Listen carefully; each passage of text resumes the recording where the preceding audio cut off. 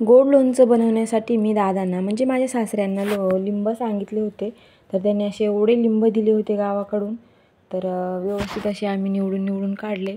हे डाग दिसत आहेत मात्र ते खराब असे नव्हते, चांगले लिंब होते म्हणून आम्ही ते घेतले।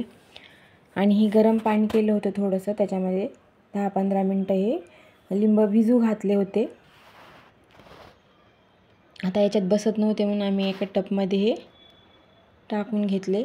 अगदी गरम पाणी नाही, कोमट कोमट पाणी आहे आणि त्याच्यामध्ये हे लिंब टाकून घेतले होते।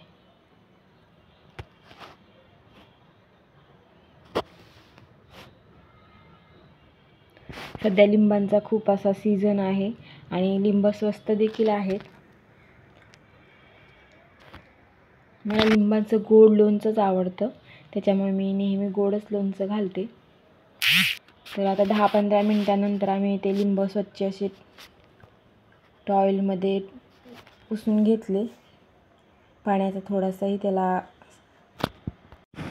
ओलावा राहू दिला नाही। अशा प्रकारे कापून घेतले आणि नंतर त्याच्यामधले बिया रस काढून घेतला। लिंबातला रस देखील राहू द्यायला चालतो, पण ते खूप पाणी सुटल्यासारखं होतं आणि जर रस पिळून काढला तर छान असं लोणचं बनतं। आता हे मिक्सरला असं फिरवून घ्यायचं। कुणी फोडींचं देखील घालतं, पण मला असं फिरवूनच छान वाटतं आणि असा गर निघतो त्याचा छान। पूर्ण लिंब असे मिक्सरला फिरवून घेतले। काही फोडी ठेवल्या देखील तरी चालतात। इथे 2 बॅच करायच्या, म्हणजे एका कढईमध्ये ह्या बसत नाही, त्याच्यामुळे 1 किलो साखर एवढी ही घेतली आहे। 2 कढई हा गर भरलेला आहे, छोटी कढई आहे ही।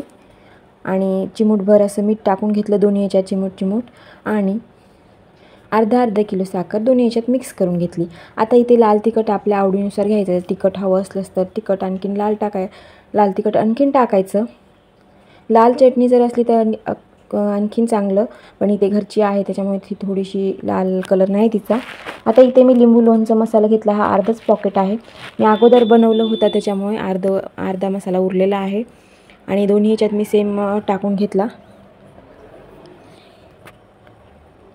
आणि सर्व एक जीव करूनच नंतर गॅसवर ठेवायचं आणि थोड्या वेळ परतत राहायचं। परतल्यानंतर आणखीन याला छान लाल रंग येतो आणि परतल्यानंतर तर लाल रंग येतोच, पण नंतर मुरल्यानंतर देखील खूप असा लाल रंग येतो।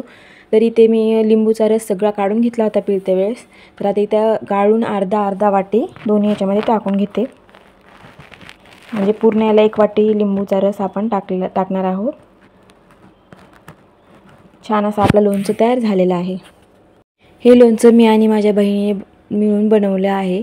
तर व्हिडिओ आवडला असल्यास लाईक, शेअर, सबस्क्राईब करायला विसरू नका। धन्यवाद।